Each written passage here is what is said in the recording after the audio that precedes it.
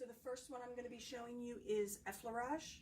Okay, so Effleurage is our most used massage stroke. Okay, it's used to introduce your touch to the client. It is used to spread the lotion, warm up the tissue, improve circulation.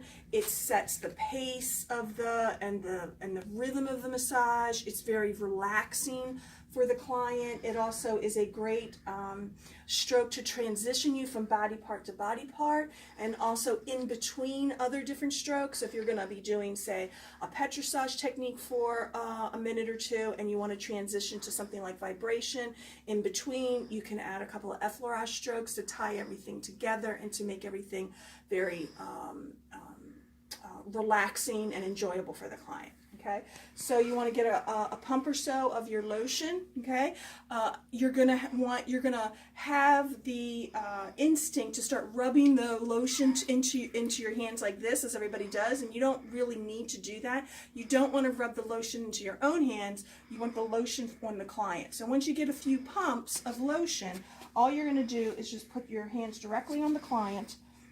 I'm going to start at the foot and I'm going to work towards the hip. You could work from the hip to the foot if you wanted. Effleurage strokes are best if they're going towards the heart. Okay, so start from the foot and make your direction go towards the hip, and that'll keep you going in the direction of the heart. Okay, so I am going to do the whole leg, do my warm up. So I start with the foot. Open palms, nice flat open hands, all the way up to the hip. My sheet here marks the boundary of where I'm going to stop. I never let my fingers go underneath the sheet. That would be crossing the boundary. That would be an invasion of the client's personal space and privacy. Okay, so nice gliding strokes, open palm. I want to try to come in contact with as much of the client's skin as I possibly can. Go. Okay, so I'm just gliding, keeping your wrists and your hand as in alignment and as straight as possible. You don't want to see a lot of this, because that's going to put a lot of stress on your wrists. You'll end up developing carpal tunnel syndrome or tendonitis. So keep your wrists and your hands as much in alignment as you possibly can.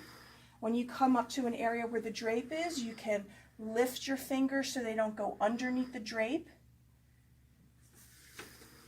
Okay, I can come up the back of the leg, and then I can come down the sides of the leg, and that is allowing me to get the entire leg in just 2 strokes, one up and one down. My pressure, I'm using more pressure as I go up the leg towards the heart. My return strokes are a lot lighter. They're just letting me come back down to the starting point. Okay, I don't want to do anything like this. I don't want to come up to the top and then lift my hands and come back to the start. This is very stop and start. It doesn't have a nice smooth movement. You always want to be traveling in one direction and then opposite direction without taking your hands off the client. Okay. I can do Effleurage with soft fists. Okay, I can do Effleurage with a forearm. Okay, Effleurage simply means to glide, so I can use whatever tool I feel is necessary or that I'm comfortable with. The larger the area, the larger your tool. So the thigh area is a pretty wide area, nice big muscles here. It really does make a lot of sense to use a nice wide forearm for Effleurage. Okay. You'll want to be careful as you come across the back of the knee. This is called the popliteal space.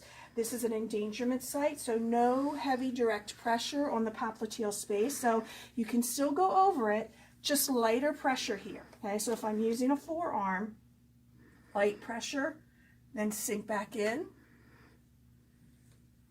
Okay. That's Effleurage.